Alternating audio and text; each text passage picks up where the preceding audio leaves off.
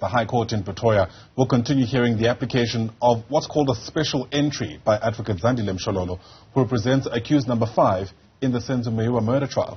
So Mshololo alleges that the late disclosure of the second docket prejudiced her client. That docket implicates Kelly Khumalo and others who were in the house at the time of Meyiwa's murder. Now, our reporter Linda Mnisi has been tracking the story, and he joins us once again from outside court. Linda, you're going to have to give us some clarity on exactly what this means, this special entry application.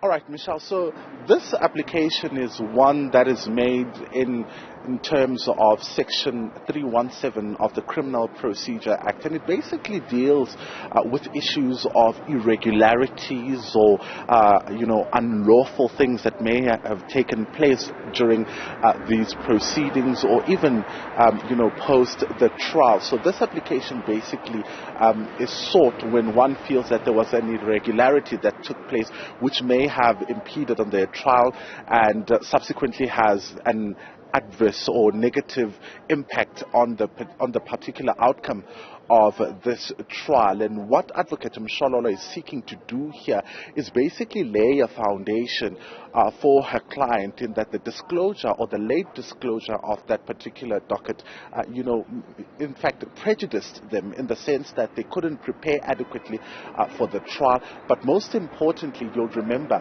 that the plea is among some of the most important things to be considered in the overall case. So how they pleaded is in fact informed by the disclosure and the evidence that is presented to them. So because the state then discovered and disclosed this docket late, then informed how they pleaded and subsequently prejudiced them in how they conducted their trial. She wants the court to note it down for either when the state is done with its case, when they maybe bring a Section 174 case application for a discharge, or at the end of the trial, or even when they take the matter to appeal to say, our client may have been found guilty, for example, but you'll remember that there was an irregularity that was noted during the proceedings, which impacted in the manner in which we conducted our trial. So this is basically laying a foundation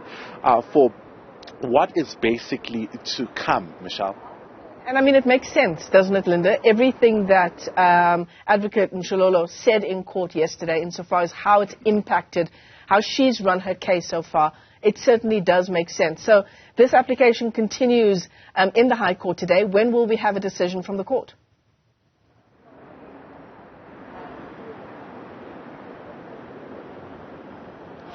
Well, you'll remember that before a judge can make any ruling on any application that is brought in a trial, they would have to hear all sides of the story. You'll remember that there were certain submissions that were made by Advocate Mshololo herself in terms of the prejudice that she suffered, but also the state, as a respondent to this application, needs to make its submissions.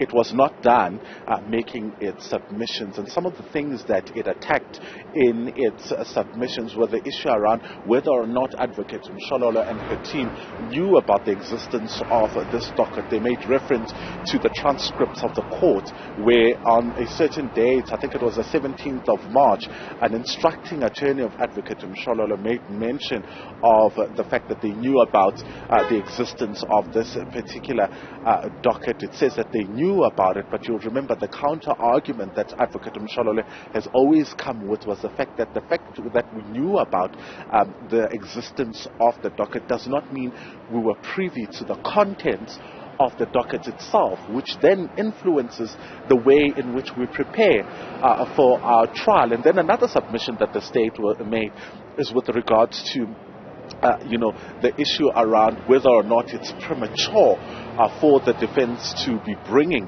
this particular application, because they believe that it should be made at the end of the trial when they've secured a conviction. It's an issue that they believe can be taken up with an appeals court in order for this particular application to be granted.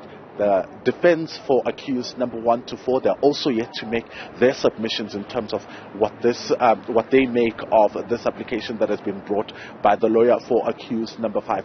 Only after these submissions have been concluded can we talk about issues around the ruling. It's hoped, Michelle, that the ruling will be made sometime today, because then the expectation is that the trial will continue and cross-examination will continue of Sergeant Thabo Mosia, who we saw arrive in court yesterday saying that he's ready to proceed. Because what's interesting about the cross-examination there are the statements that is said to be made. You'll remember Advocate Mshololo delving yesterday into the extent of the evidence that is contained in that second docket, saying that the second statement that Sergeant Thabo Mosia made in that second docket seems to contradict the evidence that has already been brought before this court. So after all the submissions have been concluded, it's then that we can expect a ruling on this particular application.